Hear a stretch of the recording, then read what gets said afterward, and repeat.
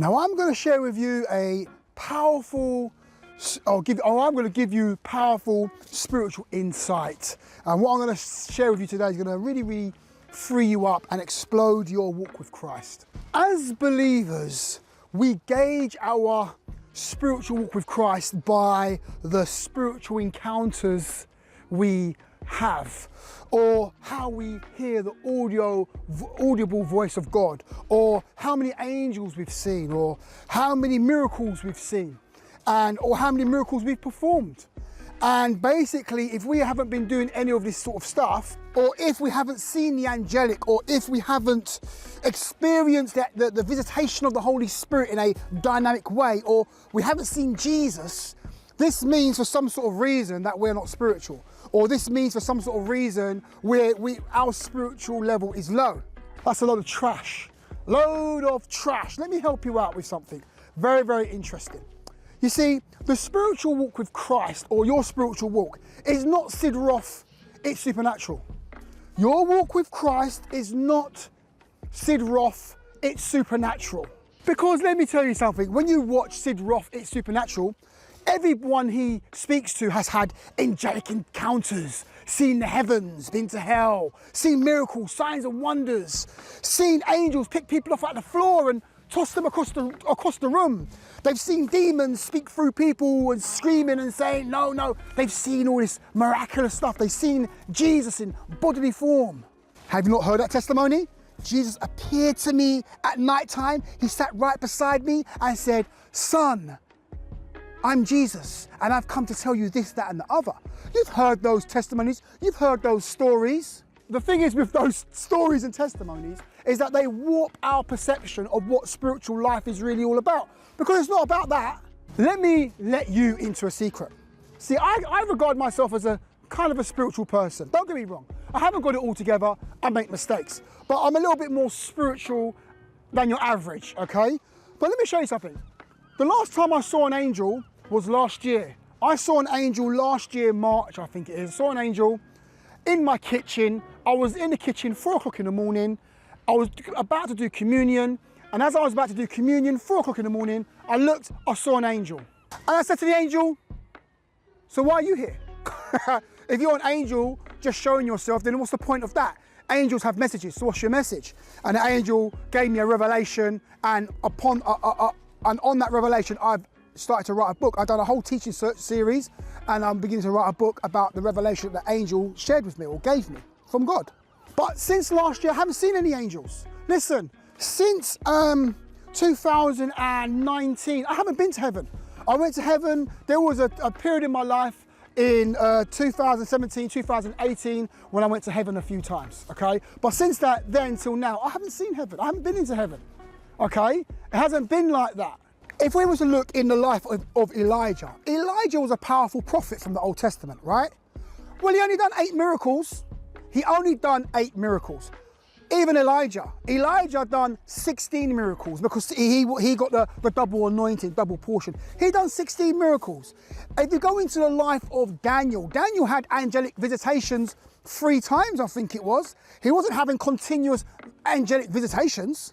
There are certain prophets within the Old Testament that heard God 1 time, or they heard God once or twice.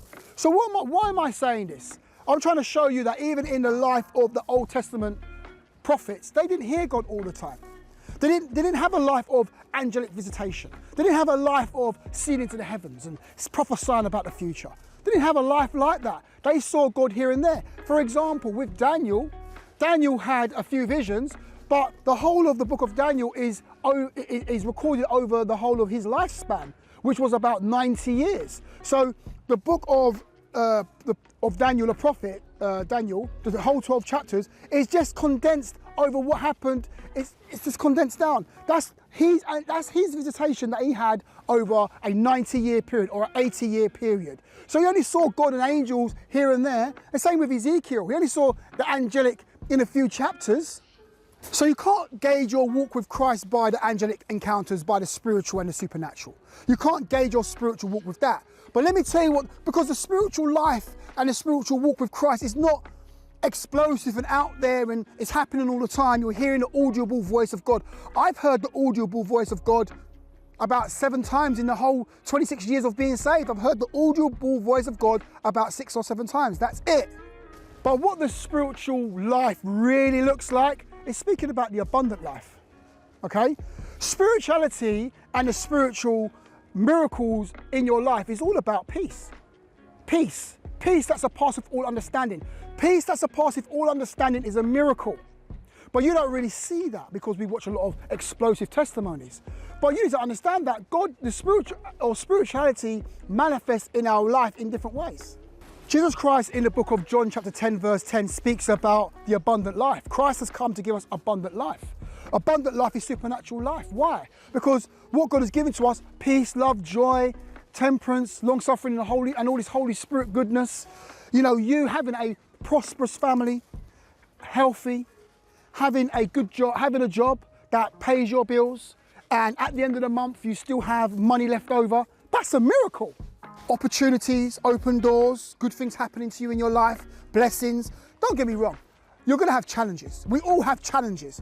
But I'm trying to show you that as a believer, we need to be looking and gauging our life day by day by what God is doing overall in our life, because we can't gauge our spirituality by miracles.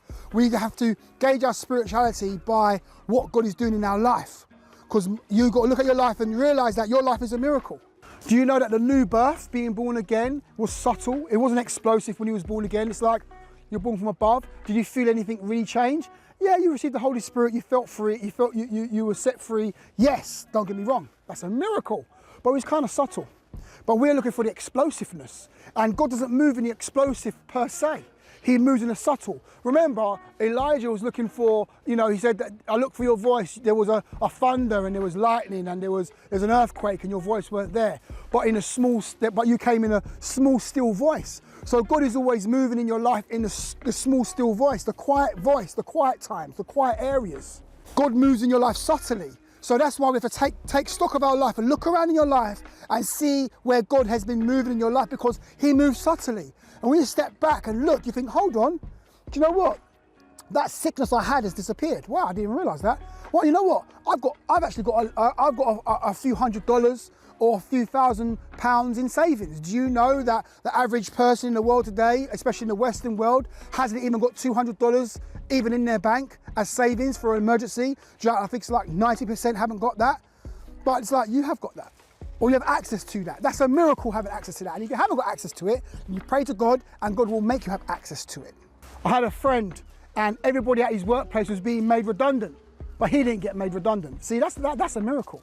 That's a quiet miracle. That's not the angelic appearance of angels and I saw the Archangel Michael or the Holy Spirit or Jesus Christ visited me at 2 o'clock in the morning. That's not that.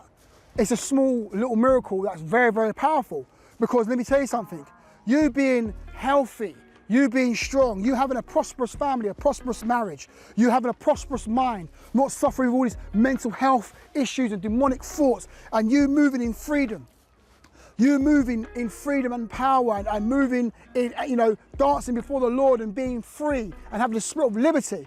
That's much more better off for you than seeing an angel appear in front of you. Wow, there's an angel. He had gold arms and a silver head. It's more better off for you to have that type of prosperity than see the angelic or have those types of visitation, because sometimes those things, don't get me wrong, there's a place for it, don't get me wrong, but it's more beneficial for you to have a peaceable life, a life full of blessing.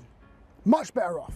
Don't gauge your spiritual walk with Christ by the miraculous and the miracles and the explosive moves of God in your life. Because when we look at certain people, men of God, women of God, throughout their lives, they don't have explosive things happening to them every day. It's every year.